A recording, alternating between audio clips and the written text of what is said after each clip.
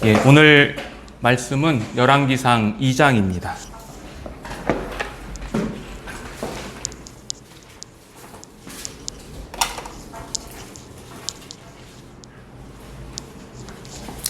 열왕기상 2장 1절에서 4절입니다. 열왕기상 2장 1절에서 4절입니다. 다 펴셨으면 한 목소리로 함께 봉독하겠습니다. 다윗이 죽을 날이 임박하매 그 아들 솔로몬에게 명하여 가로되 내가 이제 세상 모든 사람의 가는 길로 가게 되었노니 너는 힘써 대장부가 되고 내 하나님 여호와의 명령을 지켜 그 길로 행하여 그 법률과 계명과 율례와 증거를 모세의 율법에 기록된 대로 지키라.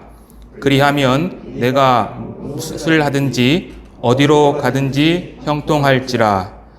여호와께서 내 일에 대하여 말씀하시기를 만일 내 자손이 그 길을 삼가 마음을 다하고 성품을 다하여 진실이 내 앞에서 행하면 이스라엘 왕위에 오를 사람이 내게서 끊어지지 아니하리라 하신 말씀을 확실히 이루게 하시리라. 아멘. 오늘은 하나님의 마음에 합한 새 출발이라는 제목으로 말씀을 나누도록 하겠습니다. 오늘 조금 방식이 달라졌죠?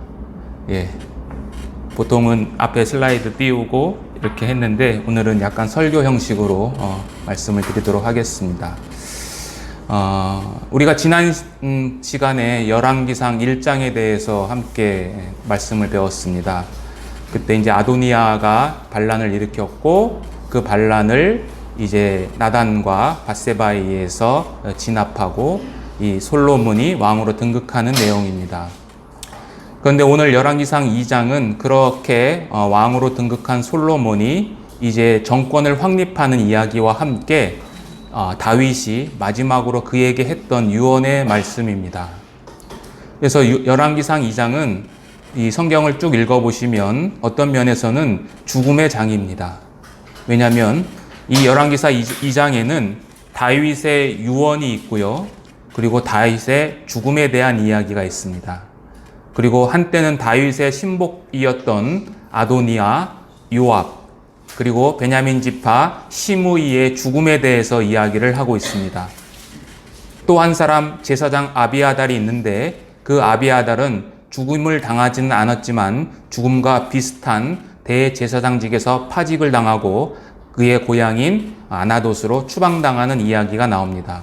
그래서 열왕기상 2장은 이런 점에서 죽음의 장이고 어두운 면을 드러내고 있습니다. 그러나 반면에 빛으로서 새 출발을 묘사하는 구절들이 있는데 그것은 이 솔로몬이 다윗의 유언을 따라서 왕권을 장악하는 이야기가 기록되어 있습니다.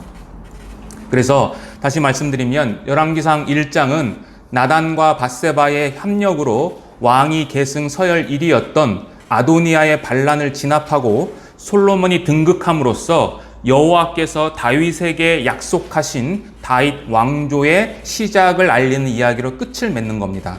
그리고 2장은 그 여호와의 언약대로 왕이 된 솔로몬이 부친이었던 다윗의 유언과 그리고 자신의 지혜로 왕권을 장악하는 새 출발의 이야기를 담고 있습니다. 그런데 본문을 면밀히 살펴보시면 다윗의 유언을 제외한 솔로몬의 왕권 장악에 대한 이야기는 어떤 면에서 다윗 왕조의 새롭고 희망찬 출발을 암시하지 않고요.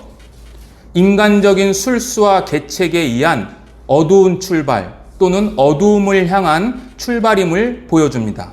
그래서 오늘은 그러한 주제를 가지고 말씀을 나누도록 하겠습니다. 우선 오늘 우리가 함께 읽었던 이 다윗의 유언은 다윗이 이제 마지막 솔로몬에게 했던 말입니다. 유언의 뜻이 그것이죠. 근데 여기에서 이 다윗은 진정한 새 출발은 무엇인가에 대해서 이야기를 하고 있습니다. 진정한 새 출발은 여호와의 말씀, 그리고 그 말씀에 대한 순종으로 시작하고 있습니다. 이것이 우리에게 주는 첫 번째 교훈입니다.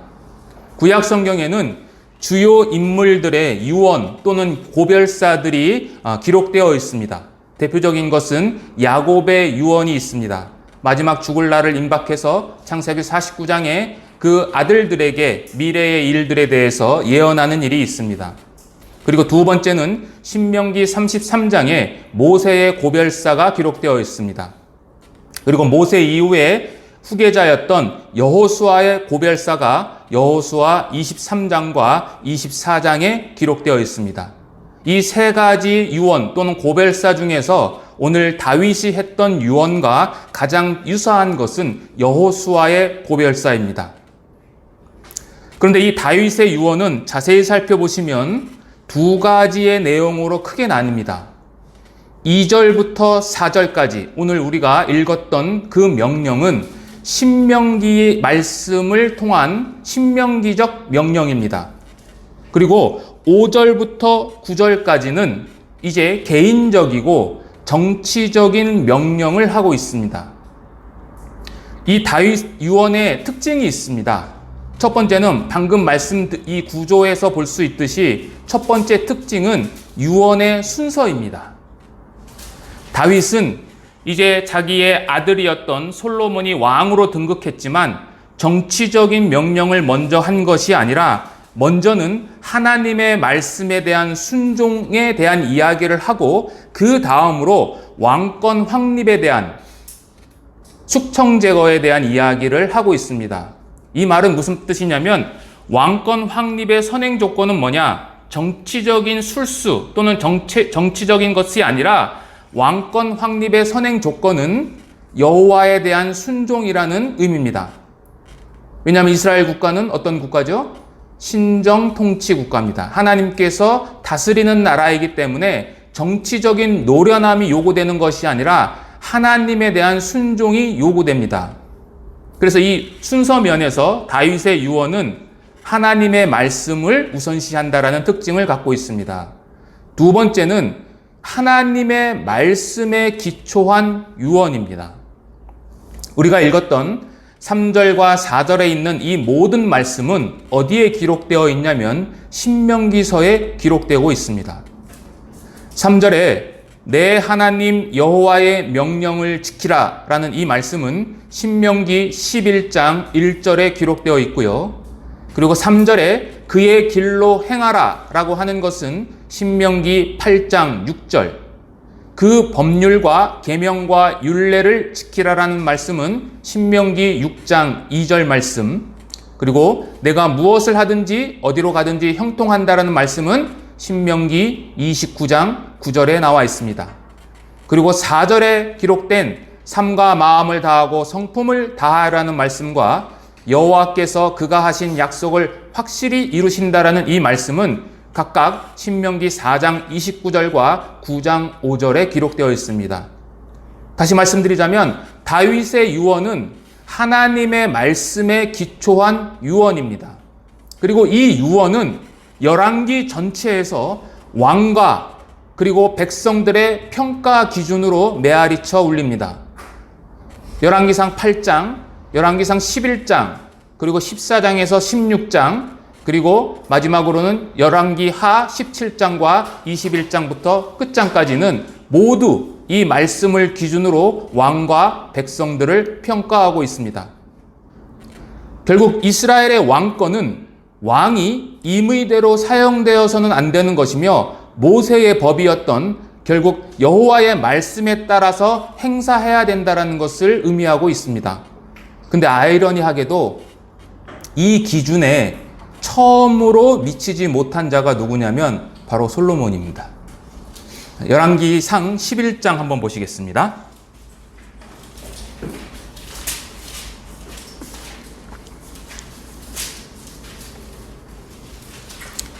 열왕기상 11장 4절입니다. 중간쯤에 보시면 이렇게 기록되어 있습니다. 그의 아버지 다윗의 마음과 같지 아니하여 그의 하나님 여호와 앞에 온전하지 못하였다라고 기록하고 있습니다. 그리고 6절에도 솔로몬이 여호와의 눈 앞에서 악을 행하여 그의 아버지 다윗이 여호와를 따름같이 따르지 아니하고라고 기록되어 있고 11절에도 동일하게 중간쯤에 보시면 또 네가 내 언약과 내가 내게 명령한 법도를 지키지 아니하였으니 라는 말씀이 기록되어 있습니다. 그러니까 다윗이 했던 그 유언을 솔로몬은 처음으로 들었지만 그 말씀에 신실하지 못했습니다. 그런데 이 솔로몬에게 했던 이 다윗의 명령은 왕의 수칙인데 이 왕의 수칙은 우리들도 반드시 지켜야 할 하나님의 말씀, 명령입니다. 왜냐하면 우리의 신분이 뭐죠? 우리는 왕 같은 제사장이라고 베드로후서 2장 9절에 기록되어 있습니다. 우리가 그 말씀을 지켜야 하는 이유, 우리의 신분이 왕이기 때문입니다. 왕. 두 번째는 여호와의 말씀은 시대나 환경에 의해 지배되지 않는, 다시 말씀드리면 변하지 않는 거룩한 말씀이기 때문입니다. 이사야서 40장 8절에 보시면 풀은 마르고 꽃은 시드나 우리 하나님의 말씀은 영원히 선다라고 기록하고 있습니다. 그 하나님의 말씀, 다윗이 솔로몬에게 했던 그 여호와의 말씀은 우리들에게도 그대로 적용되어져야 하는 말씀입니다. 그리고 마지막으로는 하나님의 말씀은 죄인의 구원과 구원받은 자의 올바른 삶을 이끄는데 명확하기 때문입니다. 우리가 지난 시간에 하나님의 말씀의 충분성, 충족성이라는 이제 교리적인 설교를 제가 드린 적이 있습니다. 오늘은 그와 연계해서 이 다윗의 유언을 우리가 왜 지켜야 하는 관점을 여호와의 말씀의 명확성이라는 주제로 조금 말씀을 드리고자 합니다. 하나님의 말씀은 굉장히 중요합니다. 이거는 뭐 여러 번 강조해도 지나치지 않는 정의죠. 진리입니다. 시간과 공간뿐만 아니라 지금 여러분들이 지금 존재하고 있는 것은 다름 아니라 창세기 1장에 하나님이 가라사대라는 그 말씀 때문에 우리가 존재하고 있습니다. 우리의 존재의 근원은 하나님의 말씀입니다. 그리고 성경의 구조를 보더라도 창세기 1장은 하나님의 말씀으로 시작해서 요한계시록 22장은 그 하나님의 말씀에 대해서 더하거나 빼지 말라, 가감하지 말라라는 경고로 종결이 되고 있습니다. 이만큼 하나님의 말씀은 중요하고 명확하다는 것을 보여줍니다. 그리고 인간의 타락, 최초의 타락은 무엇 때문에 일어났을까요? 다 아시다시피 하나님의 말씀에 대한 불순종. 근데 그 말씀이 어떠한 말씀이었습니까? 명확한 말씀이었습니까? 명확하지 않는 말씀이었습니까? 명확한 말씀이었습니다. 모든 나무의 열매의 실과는 먹어라. 사단은 어떻게 했죠?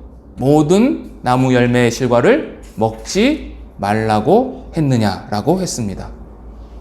하나님의 말씀은 죄인의 구원과 구원받은 자의 삶을 위한 모든 것이 기록되어 있다라고 제가 말씀드렸습니다. 디모데후서 3장 15절입니다. 같이 보시겠습니다. 디모데후서 3장 15절. 3장 15절, 16절 같이 한번 읽겠습니다. 또 어려서부터 성경을 알았나니 성경은 능히 너로 하여금 그리스도 예수 안에 있는 믿음으로 말미암아 구원에 이르는 지혜가 있게 하느니라. 모든 성경은 하나님의 감동으로 된 것으로 교훈과 책망과 바르게 함과 의로 교육하기에 유익하니 이는 하나님의 사람으로 온전하게 하며 모든 선한 일을 행할 능력을 갖추게 하려 함이라. 여기 보시면 모든 성경은 하나님의 감동으로 되었고 그 성경은 능히 예수 안에 있는 믿음으로 말미암아 구원에 이르는 지혜가 있다라고 했습니다. 여기서 바울이 말한 성경은 어떤 성경인가요? 구약 성경입니다. 구약 성경에도 예수 그리스도 안에 있는 믿음으로 말미암아 구원에 이르게 하는 지혜가 충분히 그리고 명확하게 들어 있습니다. 그리고 그 말씀은 구원받은 자의 삶에 대한 명확한 지도를 하고 있습니다. 이만큼 여호와의 말씀은 중요하고 명확한 것이라는 것을 우리가 알 수 있습니다. 성경의 명확성이라는 것이 무엇이냐면 성경의 가르침이 하나님의 도우심을 구하며 순종하기를 원하는 모든 사람들에 의해서 이해될 수 있도록 성경이 기록되어 있다는 겁니다. 중요한 말은 하나님의 도우심을 구하는 자들, 그들에게 이 하나님의 말씀이 명확하다는 겁니다. 시편 119편 13절 한번 보시겠습니다. 130절입니다. 죄송합니다. 13절이 아니고 130절입니다. 같이 한번 읽어보겠습니다. 주의 말씀을 열면 빛이 비치어 우둔한 사람들을 깨닫게 하나이다. 여기 보시면 하나님의 말씀은 빛인데 그 말씀은 우둔한 자들을 깨닫게 하신다라고 기록되어 있습니다. 여기서 우둔하다라는 이 뜻은 단순한 사람이란 뜻이에요. 단순한 사람. 그래서 영어 성경에는 simple이라는 단어를 사용했습니다. 근데 여기서 단순하다는 것은 지식이 부족한 사람뿐만 아니라 지식이 있어도, 그러니까 지식은 정보죠. 정보가 들어오면 어떻게 해야 돼요? 그 정보를 해석해야 이해가 되는 건데 여기서 말하는 것은 지식도 있지만 그 지식이 있어도 마음의 문제로 인해 올바른 판단을, 그러니까 올바른 해석을 하지 못하는 자들을 가리키는 말씀이에요. 그러니까 결국 뭐냐면 이 하나님의 말씀은 하나님께 도우심을 구하며 순종하기를 원하는 모든 사람들을 올바르게 이끌도록 명확하다라는 뜻입니다. 예수님께서도 이 땅에 오셔서 성경에 대해서 불명확하다라고 하신 적이 단 한 번도 없습니다. 오히려 그분은 종교인들에게 성경이 무엇이라고 말하는가 또는 너희는 성경을 어떻게 읽고 있느냐라고 반문하셨습니다. 마태복음 9장 13절에는 제사보다 더 중요한 것을 구약 성경을 들어서 말씀해 주셨습니다. 그리고 마태복음 12장에는 안식일에 대한 질문, 마태복음 19장은 이혼에 대한 질문, 마태복음 22장은 부활에 대한 질문, 그리고 요한복음 3장은 거듭남, 중생에 대한 설명을 성경을 통해서 예수님은 말씀하셨습니다. 그러나 성경이 명확하다는 것은 우리가 성경을 100% 이해할 수 있다는 것을 의미하지는 않습니다. 성경은 어떤 자들에게는 굉장히 깊습니다. 무슨 말이냐면 같은 성경을 읽는다 하더라도 성령이 충만한 사람과 그렇지 못한 사람, 세속적인 사람과 그리스도께 가까이 있는 사람이 깨닫는 성경의 이해가 다릅니다. 베드로도 바울의 쓴 글이 이해하기 어렵다라고 말씀하고 있습니다. 다른 말로 하면 바울이 성경을 이해하는 이해도나 우리가 성경을 이해하는 이해도는 차이가 있습니다. 그러나 그렇다고 해서 성경이 명확하지 않다는 것이 아니라 성경은 명확하지만 충분히 깊은 내용을 담고 있는 살아있는 영적 진리라는 의미입니다. 그래서 우리에게 필요한 것은 시편 119편 18절에 있는 다윗의 고백입니다. 거기에는 이렇게 기록되어 있습니다. 내 눈을 열어서 주의 율법에서 놀라운 것을 보게 하소서. 개역 한글에는 기이한 법을 보게 하소서라고 기록하고 있습니다. 성경이 불명확해 보이는 이유가 있습니다. 첫 번째는요, 인간의 죄성 때문입니다. 인간의 죄성. 좀 전에 말씀드린 것처럼 사단은 에덴 동산에서 하나님의 말씀의 명확성을 흔들어 버렸습니다. 예수님께서도 예수 그리스도를 반대하는 종교인들에게, 특히 사도계인들에게 너희가 성경도 하나님의 능력도 알지 못하는 고로 오해했다라고 말씀하고 있습니다. 오늘날에도 마찬가지입니다. 오늘날에도 인간의 죄성 때문에 이 성경에 대한 명확성을 일부러 거절하는 자들이 있습니다. 대표적인 사람들이요, 동성애 지지자들입니다. 동성애 지지자들. 로마서 1장 26절에 보면 바울은 동성애에 대해서 경고하면서 이렇게 말씀했습니다. 저희 여인들도 순리대로 쓸 것을 바꾸어 영리로 쓰며 이와 같이 남자들도 순리대로 여인 쓰기를 버리고 라고 했습니다. 우리는 이 말씀을 당연히 동성애에 대한 경고, 하나님의 경고로 받아들이는데 동성애 지지자들은 그렇게 받아들이지 않습니다. 어떻게 해석을 하냐면 바울이 여기서 경고한 것은 동성애가 아니라는 겁니다. 여기서 지적한 것은 순리대로 쓸 것을 영리대로 썼다라는 것에 초점이 있다라는 겁니다.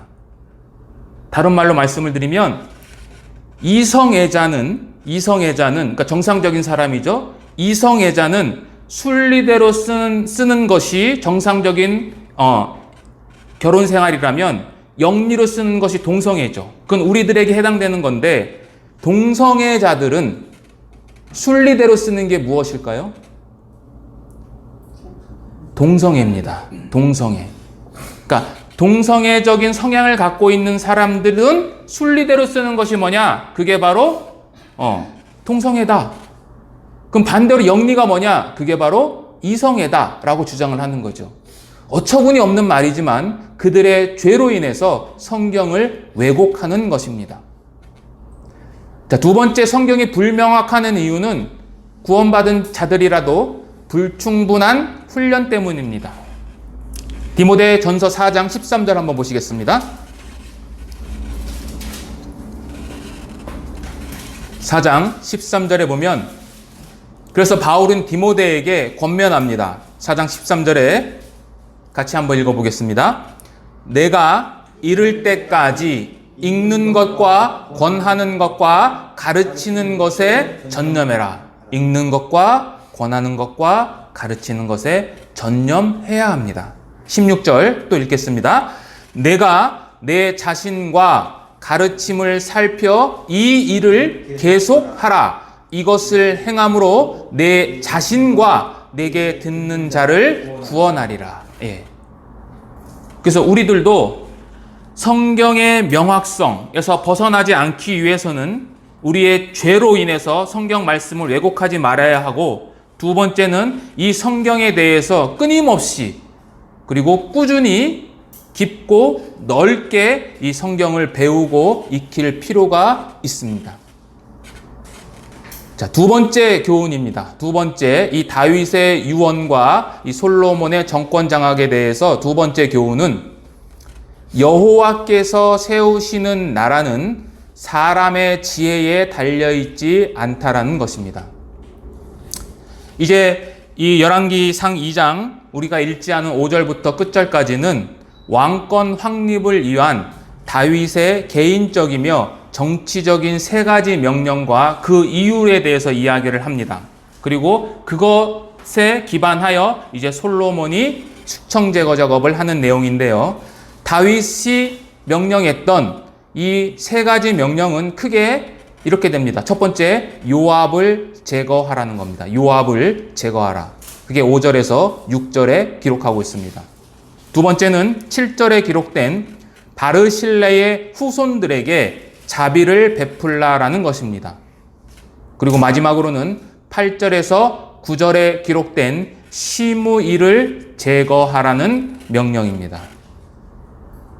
자, 요압을 왜 제거하라고 했을까요? 성경에는 아브넬과 아마사의 죽음에 대한 무죄를 입증하기 위해서 죽이라라고 되어 있습니다. 그러나 한편으로 솔로몬이 왕으로 등극했지만 가장 위협적인 인물이 바로 이 요압입니다. 그래서 다윗은 요압을 반드시 죽이라고 기록하고 있습니다. 6절 한번 보시겠습니다. 6절, 열왕기상 2장 6절입니다. 내 지혜대로 행하여 그의 백발이 평안히 수올에 내려가지 못하게 하라. 백발이 수올, 무덤이죠. 그러니까 평안하게 죽게 내버려 두지 말고 죽이라는 의미입니다. 근데 여기 이따 말씀드리겠지만 중요한 단어가 있습니다. 내 지혜대로, 지혜대로라는 말이 굉장히 중요합니다. 자, 시므이를 제거하라는 이 말씀에도 동일하게 기록되어 있는데 9절 한번 보겠습니다. 9절. 너는 지혜 있는 사람이므로 그에게 행할 일을 알지니 그의 백발이 피 가운데 수올에 내려가게 하라. 동일하게 시므이를 제거하는 데 있어서도 지혜를 사용하라라고 기록하고 있습니다. 그런데 성경에 보면 이 솔로몬이 지혜의 왕이 됩니다. 근데 그게 언제냐면 열왕기상 2장이 아니라 3장에 가서야 하나님으로부터 오는 지혜를 선물로 받습니다. 자, 어쨌든 시므이는 친사울 또는 반다윗의 상징적인 인물입니다. 그래서 그를 죽이라고 하는 것은 다윗 왕조를 비방하는 자들에 대한 강력한 경고입니다. 그런데 문제가 있습니다. 다윗은 과거에 시므이의 질책, 그러니까 시므이가 비방을 했잖아요. 그 질책을 어떻게 받아들였냐면 하나님의 질책으로 수긍했습니다. 사무엘하 16장에 그렇게 기록되어 있습니다. 그리고 뿐만 아니라 시므이를 죽이지 않는다라고 맹세까지 했었습니다. 근데 그의 앙금이 사실은 해결되지 않았던 것입니다. 근데 이런 모습은 사울과도 같아요. 사울도 악신이 들려서 다윗을 죽이기로 했으나 한때는 죽이지 않겠다라고 여호와께 맹세했음에도 불구하고 끝까지 사울은 다윗을 죽이기 위해서 쫓아가는 그 모습과 이 다윗의 모습이 그대로 오버랩되고 있습니다. 자, 중요한 것은 제가 지혜대로라는 말씀을 강조했습니다. 다윗은 자신의 정치적이고 인간적인 명령을 위해서 거듭 솔로몬에게 지혜를 활용할 것을 강조합니다. 지혜를 활용해라. 근데 아이러니하게도 바르실레의 아들들에게 선처를 베풀라라고 하는 그 구절에는 지혜를 사용하라는 말씀이 없습니다. 자, 여기까지 내용을 정리하면 다윗의 유언은요, 말씀에 순종하는 것, 그리고 잠재적인 적을 제거하라고 하는 상반된 내용을 담고 있습니다. 이것은 하나님의 마음에 합한 다윗이라고 할지라도 우리 죄로 인한 인간 본성에 결함이 있다는 것을 보여줍니다. 따라서 솔로몬에게 있어서 다윗의 명령은 눈에 보이지 않는 아버지, 즉 여호와의 명령과 눈에 보이는 육신적 아버지의 인간적인 명령으로서 받아들이게 되어 있습니다. 근데 문제는 솔로몬이 하나님의 명령, 눈에 보이지 않는 영적인 아버지의 명령은 저버리고 눈에 보이는, 이제 잠시 후면 세상을 떠나는 다윗의 인간적인 명령을 충실히 수행했다라는 점입니다. 솔로몬은 오히려 영원히 살아계시는 하나님 아버지의 명령을 따라서 그를 섬겼어야 됐습니다. 그러나 그는 하나님을 따르는데 실패했습니다. 자, 이 인간적인 명령에 따라서 솔로몬이 이제 정권을 장악하는 이야기는 크게 4가지로 구성되어 있습니다. 그게 13절부터 46절까지인데요. 각각의 내용은 아도니아에 대한 처형, 그리고 아비아달의 파직과 추방, 그리고 요압의 처형, 그리고 시므이의 처형입니다. 자, 이 4가지의 주제가 12절과 46절에 있는 나라의 견고함이라는 이 주제 안에 담겨져 있습니다. 12절 한번 보시겠습니다. 12절.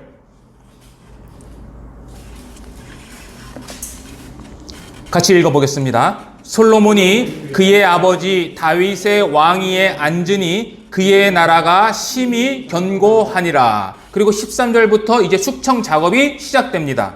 46절 보시겠습니다. 이제 마지막으로 시므이를 죽인 이후에 기록된 말씀이죠. 46절 같이 읽어보겠습니다. 여호야다의 아들 분야야에게 명령하매 그가 나가서 시므이를 치니 그가 죽은지라. 이에 나라가 솔로몬의 손에 견고하여 지니라. 견고해진다라는 주제가 앞과 뒤를 싸고 있습니다. 근데 차이가 있죠. 앞에는 심히 견고했다. 심히라는 단어가 기록되어 있는 반면에 46절에는 누구의 손에 의해서 견고해졌다고 기록하고 있냐면 하나님의 손이 아니라 누구의 손이요? 솔로몬의 손에 의해서 그의 나라가 견고해졌다라고 이야기를 하고 있습니다. 즉, 이 견고함은 하나님께서 원하시는 견고함이 아니었다라는 것을 이야기하고 있는 것입니다. 사실 여기서 견고하다라고 번역된 히브리어 동사는 어디에 사용되었던 동사냐면 하나님께서 나단을 통해서 다윗에게 영원한 왕조를 허락하신 다윗 언약에서 강조되고 있고 반복되어지는 그 단어입니다. 사무엘하 7장 12절 한번 보시겠습니다. 사무엘하 7장 12절.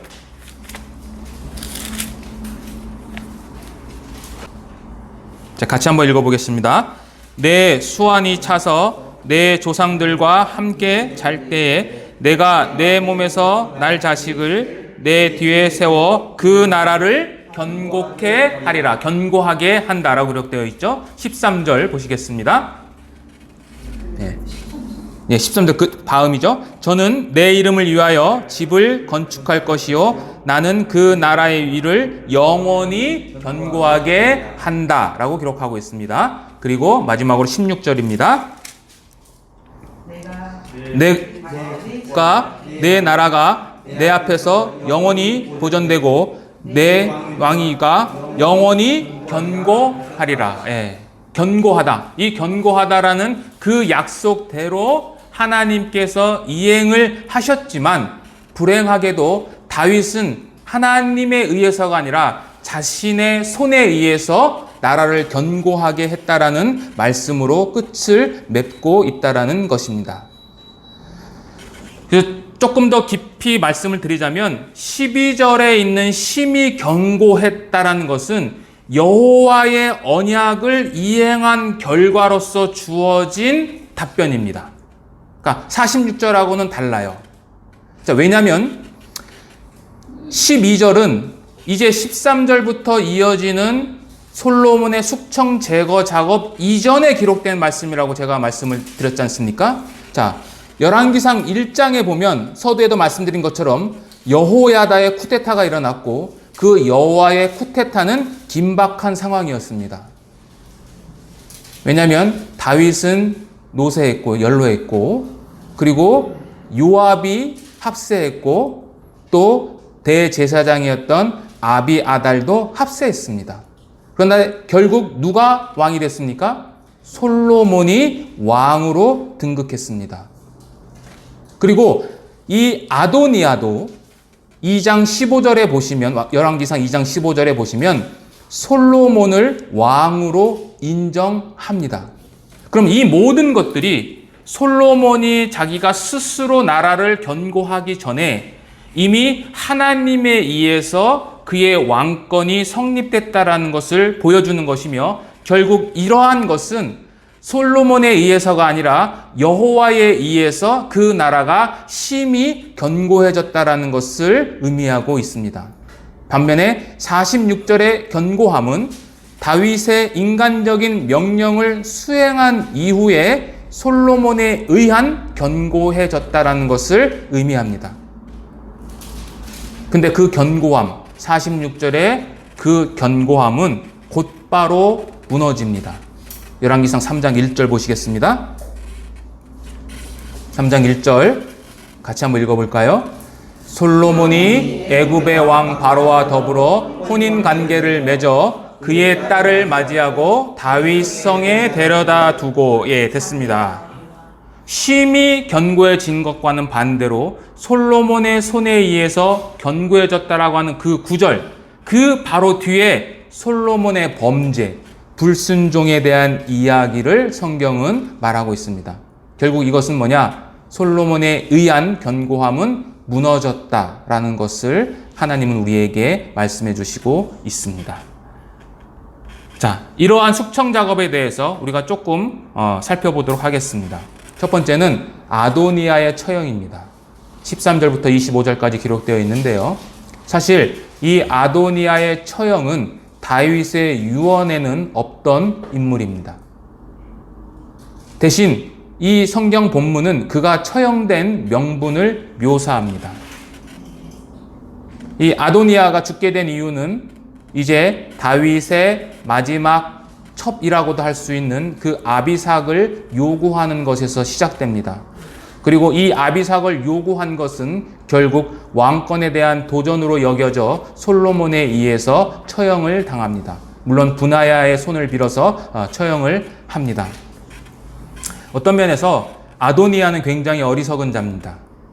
왜냐하면 아도니아는 이미 스스로 15절에 보면 솔로몬이 왕이었다는 것을 인정을 합니다. 그리고 자기가 왕이 되지 못하고 솔로몬이 왕이 된 건 역시 하나님이 그렇게 하셨기 때문이라고 고백했습니다. 그럼에도 불구하고 그는 오해 살 만한 행동을 한 것입니다. 다른 말로 하면 그는 정권 장악에 마음이 없었지만 그의 행동은 정권 장악이 있다라는 것을 불러일으키는, 오해를 불러일으키는 그러한 모습으로 비춰졌기 때문에 결국 죽음을 당하게 됩니다.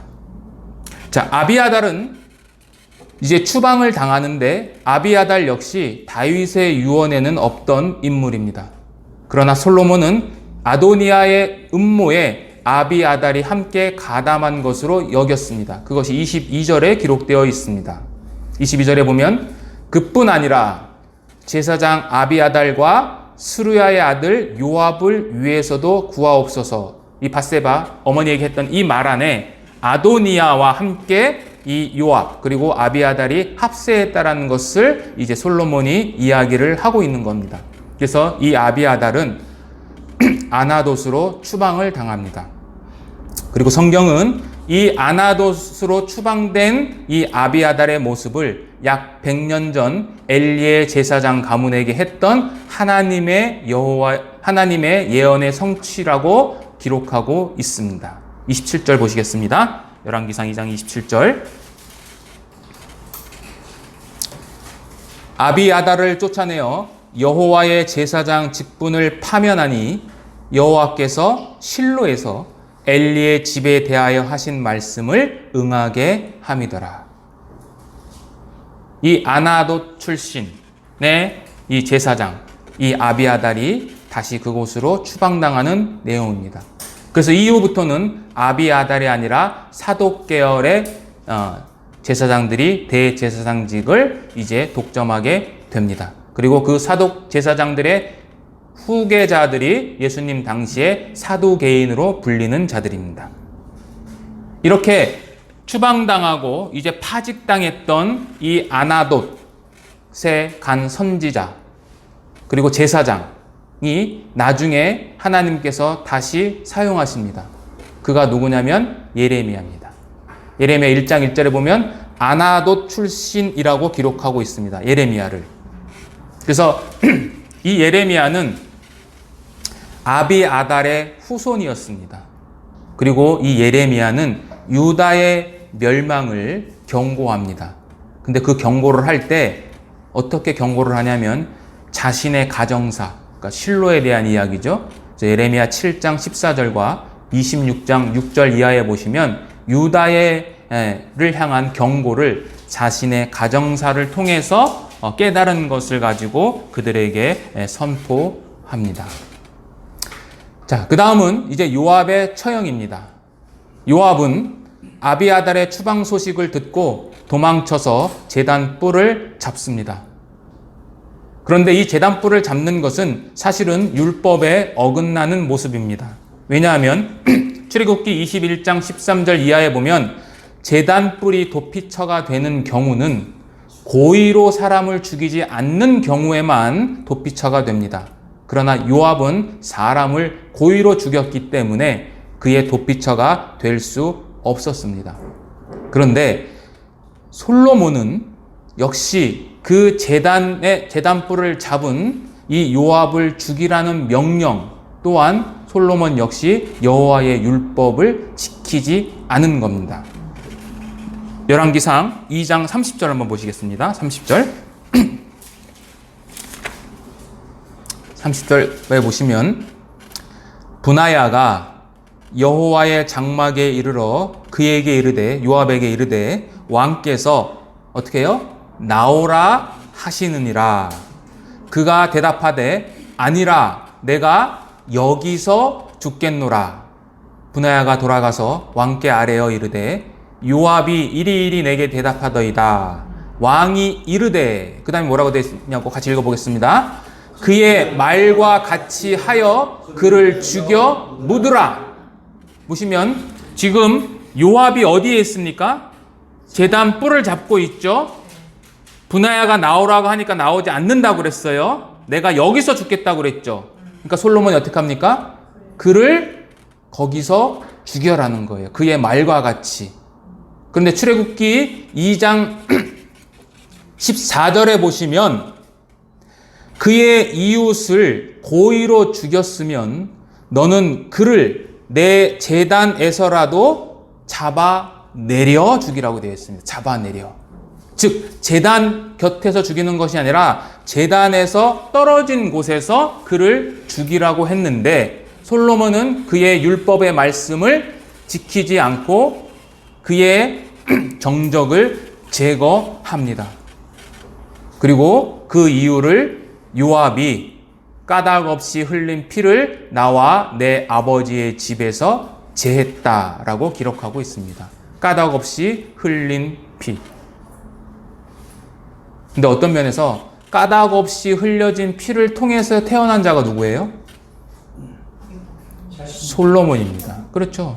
까닭 없이 흘려진 피가 누구의 피예요? 예, 우리아의 피죠. 그 피로 인해서 태어난 자가 솔로몬 자신이었던 거죠.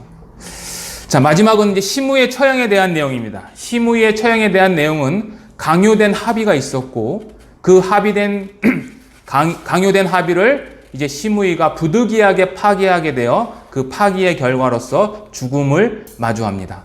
강요된 합의는 두 가지입니다. 솔로몬은 시므이에게 예루살렘을 떠나지 말아라. 그리고 두 번째는 기드론 시내를 건너지 말아라 라고 했습니다. 당시 예루살렘은 1.5 평방 킬로미터 정도 되는 아주 작은 도시였어요.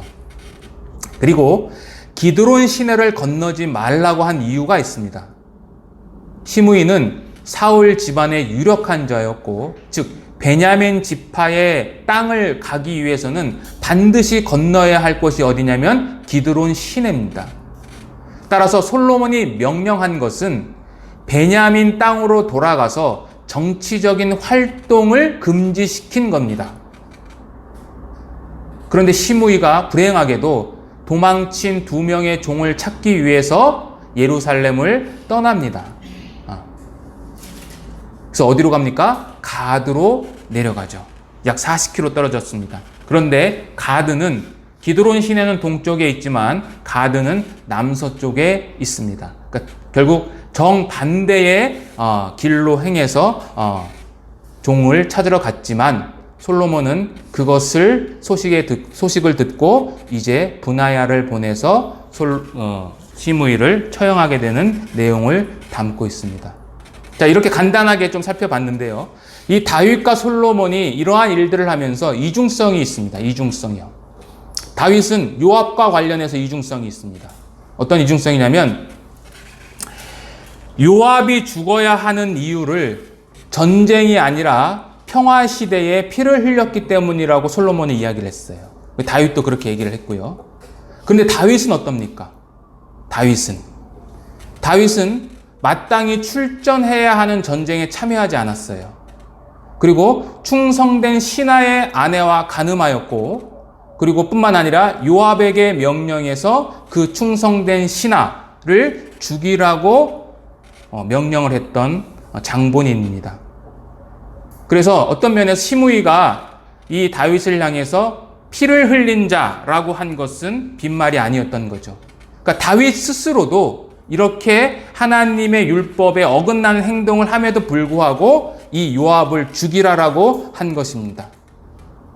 그리고 요압의 입장에서 한번 생각해 보면 요압은 다윗에게 어떤 자입니까? 다윗에게 충성을 맹세했고 충직하게 행동했던 자입니다. 성경에는 아브넬을 죽였고 그리고 아마사를 죽였다라고 기록되어 있지만 요압의 입장에서 보면 아브넬을 죽인 것은 자기 동생 아사엘의 죽음에 대한 복수입니다. 그리고 아마사는 얼마 전까지만 해도 반란군이었던 압살롬 군대의 지휘관이었어요. 그러니까 그런 면에서 보면 요압의 행동은 정당성을 갖고 있을 수도 있다라는 겁니다. 결국 제가 말씀드리고자 하는 것은 다윗 역시 온전하지 않다라는 겁니다. 그리고 시므이와 관련해서도 다윗은 온전하지 않습니다. 분명히 제가 앞에서 말씀드린 것처럼 시므이를 죽이지 않겠다라고 맹세를 했었죠. 그런데 그 맹세를 깹니다. 2장 8절 한번 보겠습니다. 조금 구체적으로 보기 위해서. 열왕기상 2장 8절입니다. 2장 8절에 보면 이제 시므이를 죽이라는 명령을 하면서 중간쯤 보시면 내가 칼로 너를 죽이지 아니하리라 하였노라. 그러나 그를 무죄한 자로 여기지 말지어다 라고 이야기를 합니다. 솔로몬에게 이야기하는 거죠. 여기서 다윗은 뭘 강조하냐면 내가 그리고 칼로 죽이지 않는다라고 했다. 그런데 솔로몬은 그를 무죄한 자로 여기지 말고 죽여라 라고 하는 거죠. 즉 시므이를 죽이지 않겠다라고 자신은 하지 않았지만 누구를 통해서 죽일 수 있다는 거예요? 솔로몬을 통해서, 그리고 솔로몬의 칼을 통해서 죽일 수 있다라는 것을 이야기를 합니다. 사실 이 시므이를 죽이지 않겠다라고 다윗이 과거에 맹세를 했었는데 그때가 언제냐면요, 이제 압살롬의 반란이 끝나고 진압되고 예루살렘으로 복귀해서, 다른 말로 얘기하면 새롭게 등극해서 왕이 된 경사스러운 날에 시므이를 죽이지 않겠다라고 했었어요. 근데 오늘 이 다윗이 발언을 했던 이 오늘이 어떤 날입니까? 그 솔로몬이 등극한 경사스러운 날이에요. 그러니까 같은 상황에서 과거에는 죽이지 않겠다. 그런데 지금은 이제 죽여야 되겠다라고 이제 다윗은 이야기를 합니다.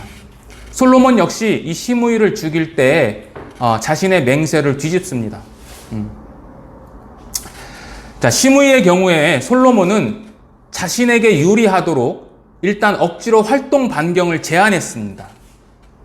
그리고 자신의 뜻을 관철시키기 위해서 시므이가 하지 않은 여호와의 맹세를 어겼다라고 맹세했습니다. 37절 한번 보세요. 37절과 42절 보겠습니다. 37절.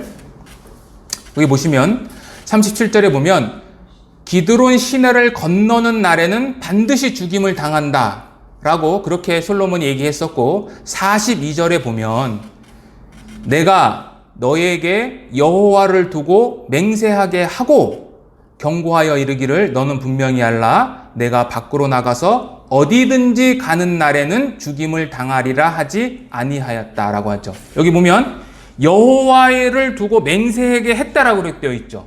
그런데 앞구절을 다 찾아봐도 시므이로 하여금 여호와께 맹세하게 했다라는 구절이 없어요. 그러니까 자의적인 해석인 거예요. 그리고 네가 밖으로 나가서 어디든지 가는 날에는 죽임을 당한다 라고 했다고 하는데, 그것이 아니라 예루살렘을 떠나지 말고 어디를 건너지 말라? 기드론 시내를 건너지 말라고 했지 어디든지 가는 날이라고 하지 않았어요. 그러니까 솔로몬 역시 자신의 뜻을 관철시키기 위해서 자기가 했던 그 말을 재해석하고 이중적인 모습을 보여주는 겁니다. 자, 이런 것들을 통해서 우리가 알 수 있는 것이 뭐냐면 다윗과 솔로몬 역시 불완전하다는 거예요. 그리고 그 인간에 의한 심판은 한계가 있다라는 것입니다. 그럼에도 불구하고 다윗의 뒤를 잇는 왕조를 계승하도록 한 것은 다윗 가문이 결백했기 때문이 아니라 그들의 죄를 처리하기에 충분한 하나님의 은혜 때문이었다는 것입니다.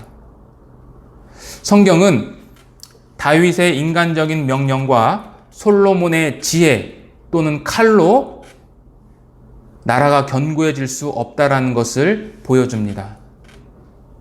2장에서 3명의 정적이 제거됐지만 11장에는 3명의 인물이 등장해서 솔로몬을 대적합니다. 하나님께서 그렇게 하셨어요. 11장 14절에 보면 여호와께서 에돔 사람 하닷을 일으켜 솔로몬의 대적이 되게 하셨다라고 기록하고 있고요. 23절에는 하나님이 또 엘리아다의 아들 르손을 일으켜 솔로몬의 대적자가 되게 하셨다라고 기록하고 있고, 마지막으로는 26절에 솔로몬의 신하 느밧의 아들 여로보암이 또한 손을 들어 왕을 대적했다라고 기록하고 있습니다. 즉 이러한 것들은 뭐냐? 하나님께서 솔로몬에 의해서 제거된 이 정적, 그것과 동일하게 솔로몬 역시 이제 불순종으로 말미암아 3명의 사람들에 의해서 대적이 되는 그러한 것들을 이루고 있다는 것을 보여주고 있습니다. 자, 결론을 내리겠습니다. 하나님이 세우시고 통치하시는 나라는 인간적인 지혜나 힘에 의해서가 아니라 하나님의 말씀에 대한 순종, 다시 말해서 그분에 대한 순종에 의해서 이룩되어져야 합니다. 그럴 때에만 하나님께서는 우리를 자신을 대리하는 진정한 통치자로서 이 땅에 세우십니다. 이런 면에서 열왕기가 여호야긴의 석방 이야기로 끝난 것은 우연이 아닙니다. 여호야긴의 이름의 뜻이 여호와께서 세우신다라는 뜻입니다. 하나님의 마음에 합한 다윗의 시대가 지나가고 평화와 안식의 시대인 솔로몬의 통치가 시작되었지만 이러한 평화의 시대는 잔인한 피해 복수로 시작되었다는 것은 아이러니합니다. 이것은 솔로몬의 왕권이 가지는 한계를 미리 보여주는 것일 뿐만 아니라 죄와 불순종으로 하나님을 떠난 세상의 특징임을 보여줍니다. 따라서 이것을 통해 우리는 모든 불의를 종식시키고 이 땅 위에 하나님의 온전한 나라, 그분께서 온전히 실현시킬 참된 왕의 도래를 고대해야 됩니다. 그분은 바로 우리 주 예수 그리스도이십니다. 마라나타는 초대교회 성도들이 간절히 주님이 다시 오실 것을 사모하면서 입에 달고 다닌 말입니다. 우리도 그와 같은 마음으로 주님이 오실 길을 예비하는 교회가 되도록 함께 기도하고 나아가야 됩니다. 그래서 우리의 마음속에 아멘, 주 예수여 오시옵소라는 이 마라나타의 고백이 우리의 삶 속에 있기를 주님의 이름으로 축원드립니다. 같이 기도하고 마치겠습니다.